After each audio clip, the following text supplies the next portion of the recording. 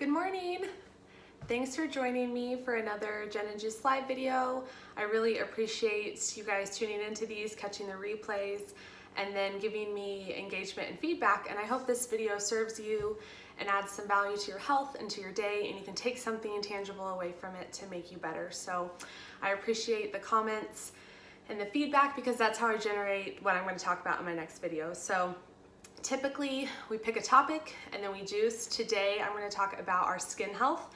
A lot of you have asked how to get clear, vibrant, glowy skin. So we're going to talk about that today. And the juice that I'm going to make, I probably won't make it during the video because we have a lot to talk about and I want to show you some pictures.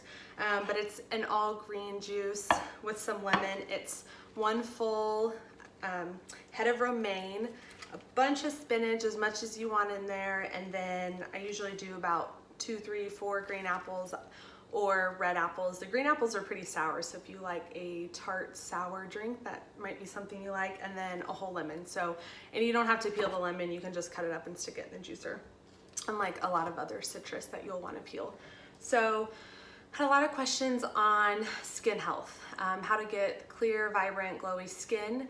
And bottom line, our skin is a reflection of our internal health. So if your skin is looking good on the outside, it looks healthy and vibrant and glowy and hydrated, that's a reflection of the state of your internal organs functioning well, a good homeostasis, a low toxic pathogenic load, and that your internal systems are working really well. I wanted to show you some pictures because a lot of you were really sweet and complimented my skin in these videos. I think it's the lighting, but my skin has come a long way. And I want to show you some pictures of what my skin looked like as I was healing and before I was healing. So I think they'll show on the iPad. If not, I didn't really think this one through. So before I got really sick, my skin started to show me symptoms. It started with cystic acne and some like yeast patches around my eyes and on my neck and some itchy flakes on my skin, and that was a way of my liver communicating to me that its toxic load, it was overburdened, its pathogenic load was too much, and the toxicity in my body just started to creep out of my skin. So this is one picture. We'll see if it will show up. You can kind of see it. But here on my neck, I had some pretty bad cystic acne. The coloring isn't as good in this video, but around my mouth and around my eyes, I had a lot of acne, cystic acne rashes. I wasn't sure exactly what was going on, but I knew that it was a cry from the inside of my body. It needed some help. I always say that our symptoms are a blessing, and they really are, because our symptoms, as much as they're nagging, like bad skin, so eczema, dermatitis, rosacea, acne, just overall your skin looks kind of dry or gray, dark circles around the eyes. This is all a symptom and a sign of something going on in your body. So they're actually a blessing. That's your body communicating to you that you can achieve better health and something can be done. So that was my first symptom. And then I started to get really, really sick, as I've talked a lot about. And then when I started to juice and do other healing modalities and bring things in, my skin got really, really bad. And that was as all the toxicity on the inside of my body started to come out, it started to break the skin, and it was just too much. I didn't have a diet that supported my detox pathways, and it came out of my skin because it didn't have anywhere to go because my liver and my kidneys were really overburdened. So these pictures are more drastic. You can see how red my face was. It's not as good, I think, in that video. You can't tell as much. But around my eyes, my face was so puffy. I had and this is as it got a little bit better, but you can see, I can tell in the video, you guys can see it, the discoloration between my neck and my face. Like my face was orange. It was like red, orange, puffy. It was scary and it hurt a ton. So this one, I had some acne on my forehead along with a lot of red puffy. And these pictures, actually, I would do a lot of coconut oil or vitamin E oil or something on my face, because when I woke up in the morning, it would be so cracked and bleeding. I wouldn't be able to open my eyes. I would have to peel, sorry if you have a weak stomach, peel skin off of my face just to be able to move my face. I'd put Manuka honey on my face, wait, do like a hot towel on my face. Like it was a 30-minute thing before I could leave the house, just with my skin on top of everything else I had to do. So I remember all I wanted so bad was, I was like, I just want to be able to roll out of bed and like go to the gym or go to yoga or go work out like I used to, but it was so painful, and it was just a mirror of my internal health. I didn't feel well either, and my skin was a reflection of that. So this is a little collage I made. It's on my blog, but it shows you the progression of my skin. There's kind of a glare. So you can tell in that big picture, my skin was really red, really inflamed. I had eczema, dermatitis from my neck to forehead, and it took months to get better, and I had to be really consistent and diligent in my healing. And then it shows at the bottom what my skin, I mean, you guys can see what my skin looks like now. So it hasn't always been this way, and before that, I struggled with cystic acne. You may or may not have been able to tell, but it was always really painful around my chin, and what that is, that's bacterial overgrowth in your body coming out of your lymphatic system. So cystic acne is usually going to be in the area that you have lymph nodes around your body and on your face. Acne, that's usually bacterial in your body. Eczema, dermatitis, a lot of the itises of the skin, that can be viral, heavy metal toxicity. You're looking at with also bacteria. There's usually a yeast component because your candida wants to take over to protect you from the bacteria. So that leads to acne. So think about if you have a skin condition, or you just know you want your skin to look more vibrant and glowy, that's a reflection of your internal health. That should just be your hydration, so in your nutrition.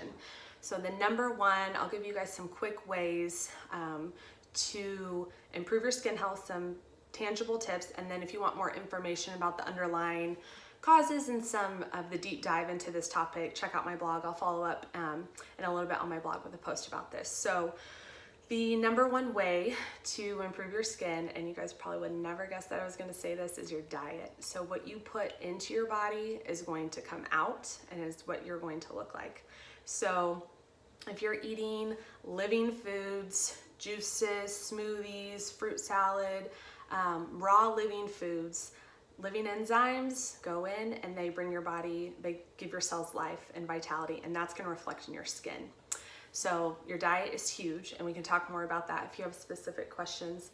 And also your hydration, so living water as well. It is great to just drink water, but the cell needs an enzyme and a vitamin to carry the water into the cell. So you need to put like lemon or lime, or if you're drinking water with your food, if you're having like a salad or fruit or something, that does the same job. But if you're fasting in the morning, like when you go to the gym, squeeze some lemon, lime, grapefruit, cucumber, strawberries, whatever you want, put it in your water, and that will help you hydrate. And then second, so we talked about our skin is our largest organ. So anything that touches my skin is going to go in my body, and I'm going to absorb. We have pathways and barriers in place that protect us, but it's still going to get into your body. So I like the rule of thumb, if I wouldn't eat it, I'm not going to put it on my body. And that might seem a little drastic because I used to use baby lotion and thought that would be really safe. And it is. Like, you know, a lot of adults and babies that use that lotion and they're fine. But if you really want to be aggressive in reducing your toxic load in your body, it starts with your skin. So I actually don't use face wash. I used to have all the products, spend a ton of money on face wash, makeup, creams. It was ridiculous because I wanted my skin to look better, but I didn't address the internal problem. And then I started reading some of the labels on the face washes. I learned about our toxic load and the pathogens in our body and how some of the chemicals that were coming into contact are feeding those. I was like, gosh, there's a lot of stuff in this face wash that it wasn't really helping me. My skin maybe looked a little bit better, but it wasn't fixing the root cause that I didn't really want in my body. So actually I was thinking, I kind of looked around, I was thinking about my guy friends, and I was like, these dudes don't ever wash their face. They don't do these expensive treatments, and their skin looks better than myself and a lot of my female friends. And despite like the hormonal piece, I was like, there's got to be something to that. So I did some more digging into research and information, and a lot of the times we are blocking up our pathways, like our skin pores pathways on our face when we're clogging it up with all these products. So I just rinse my face with warm water every time after I exercise or get up in the morning.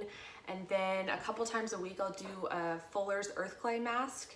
and it's just a natural earth clay. You can get it from, I get mine from Mountain Rose Herbs. I'm sure there's other places that have it. It's just online retailer. And then the only things I'll put on my face for moisturizer, usually after the mask I put on moisturizer, but in the mornings I just rinse it off and then pat it dry, because your natural oils, if you're hydrated and your hormones are working well, your natural oils will be playing for the hydration.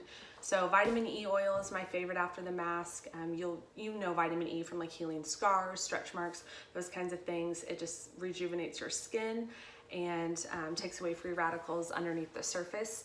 And then if I just want some like lip balm, or have like a dry patch on my face that I want some relief on, I will do coconut oil or shea butter.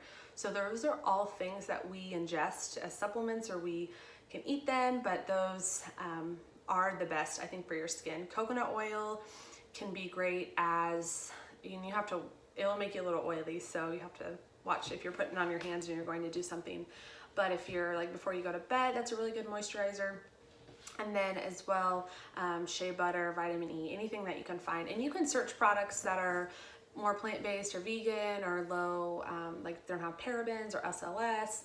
You'll just search, Amazon has a ton, and start to look for some of those reduced toxic load products. So we talked about your diet, what you put on your skin that will help, and then also another thing is your sleep. So your sleep will be a huge determinant how your skin looks. So when you sleep, that is boosting your immune system, and your immune system is going to control how your skin looks. So if your immune system is busy internally fighting a bacterial load, it has a heavy load on it from pathogens from heavy metals, then your immune system is going to be bogged down and not be able to make your skin look vibrant and clear out acne, or clear up whatever you have, blackheads, whiteheads, whatever things are settling in your skin. That's a reflection of your immune system as well.